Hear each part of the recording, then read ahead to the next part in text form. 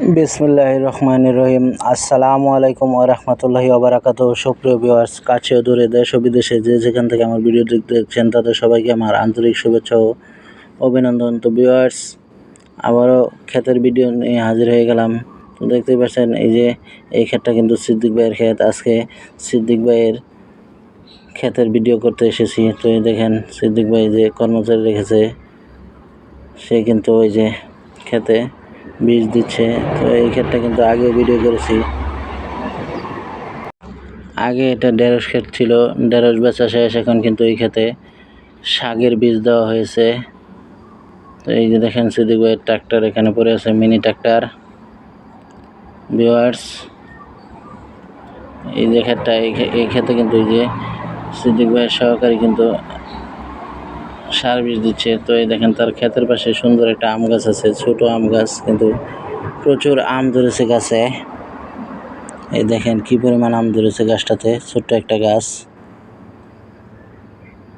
দেখেন প্রচুর আম ধরেছে গাছটাতে।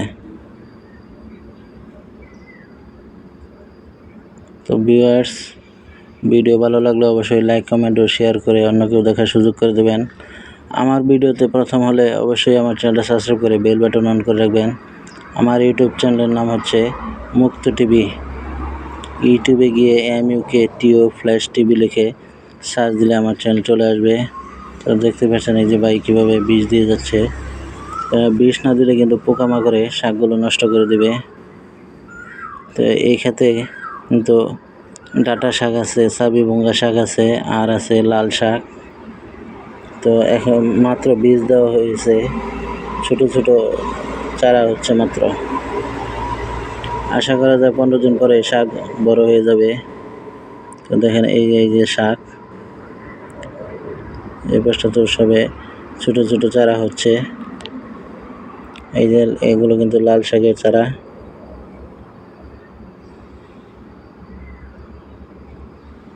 আর এই যে উপরে যে লাঠির মতো দেখা যাচ্ছে, এগুলো হচ্ছে পানির পাইপ। পানি দিতে হয়, ঘুরে ঘুরে পানি পড়ে এই পাইপ থেকে।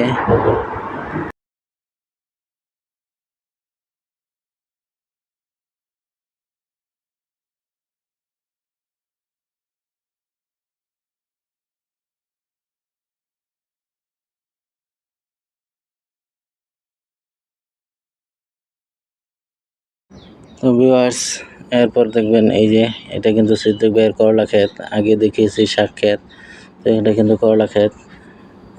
করলা ক্ষেতের বেচাকিনি প্রায় শেষ দিকে চলে এসেছে। গাছগুলো কিন্তু মরে মরে যাচ্ছে। এই দেখেন ক্ষেতের ভিউ। ওপাশটাতে পাম বাগান। সিদ্দিক ভাইয়ের ক্ষেত যেখানে শেষ হয়েছে সেখান থেকে কিন্তু পাম বাগান শুরু হয়েছে। তো এই হচ্ছে সিদ্দিক ভাইয়ের করলা ক্ষেত। দেখতে পাচ্ছেন করলা গাছগুলো মরে মরে যাচ্ছে। তো এখানে হয়তো বা কিছুদিনের মধ্যে আবার নতুন ফসল দেওয়া হবে।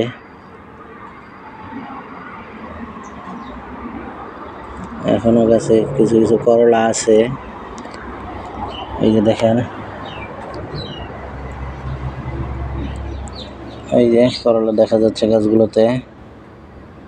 আমি কিন্তু এখন করলা ক্ষেতের ভিতর দিয়ে যাচ্ছি।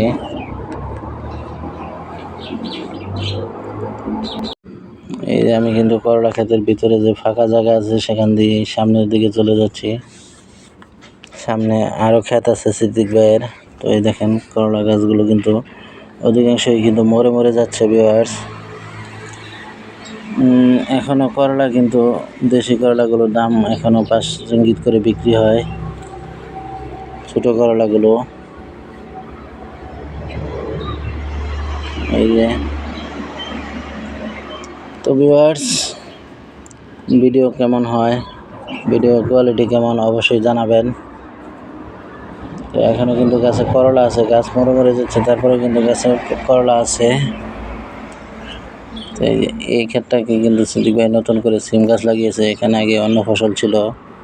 এই যে এখানেও কিন্তু সিদ্দিক ভাইয়ের আরেক কর্মচারী এই ভাই নতুন যোগ দিয়েছে সিদ্দিক ভাইয়ের কাছে।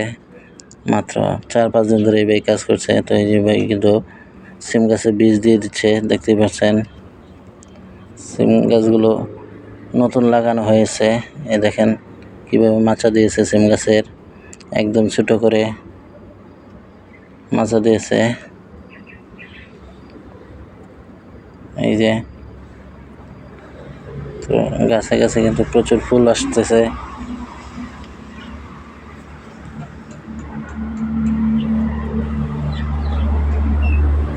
আর এই দেশে কিন্তু ফসল করা হয় লাইন করে, মাঝখান দিয়ে ফাঁকা রাখা হয়, আর লাইন কিন্তু পলিথিন দিয়ে ঢেকে দেওয়া হয়।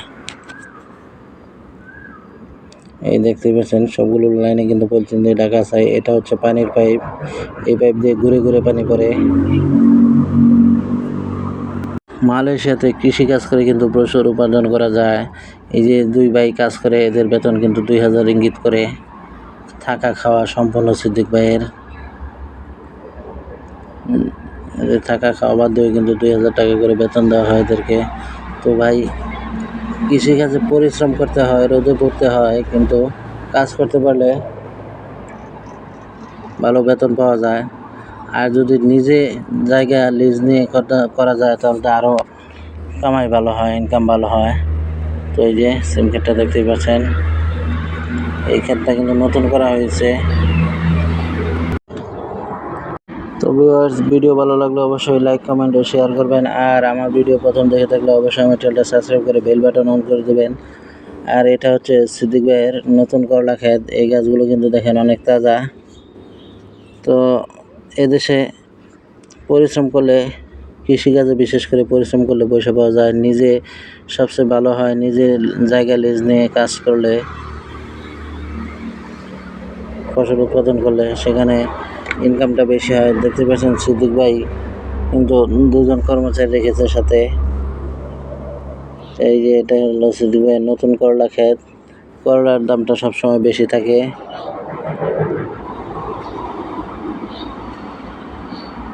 এই পাশটাতে কিন্তু মাত্র চারা দেওয়া হয়েছে, চারাগুলো ছোট ছোট।